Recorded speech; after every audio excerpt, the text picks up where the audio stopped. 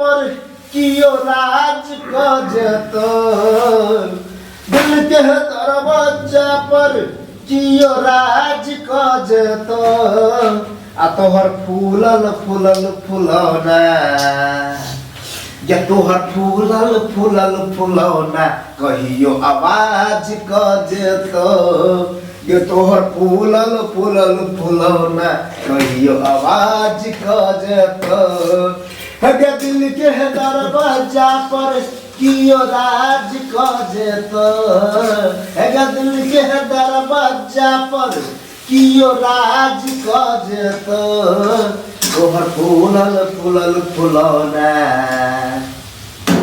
या तोहर फूलल फूलल फुलौना कहियो आवाज कजतो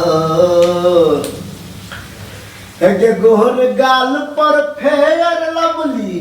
दै छौ बर शोभा हेगे दै छौ बर शोभा गे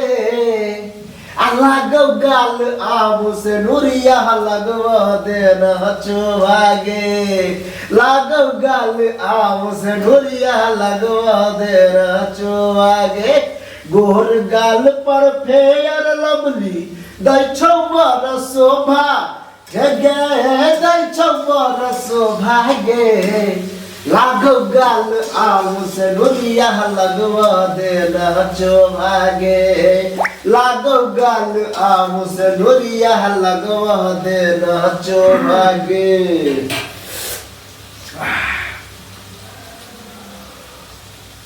तिसी फुलाई सरसो लहकल रे तिसी फुलाई सरसो लहकल रे तनी धर ओहो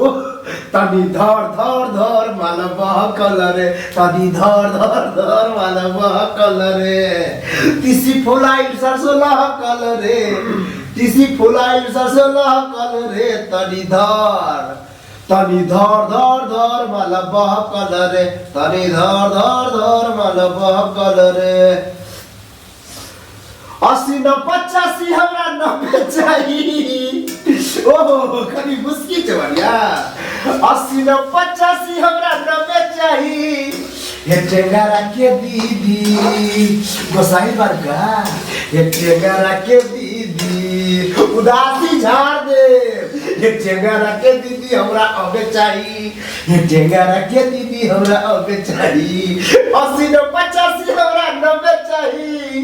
80 न 85 हमरा 90 चाहिए ये टेंगारा के दीदी मूड खराब करता रहो ये टेंगारा के दीदी अरे मूड बना लो ये टेंगारा के दीदी हमरा अबे चाहिए ये टेंगारा के दीदी हमरा अबे चाहिए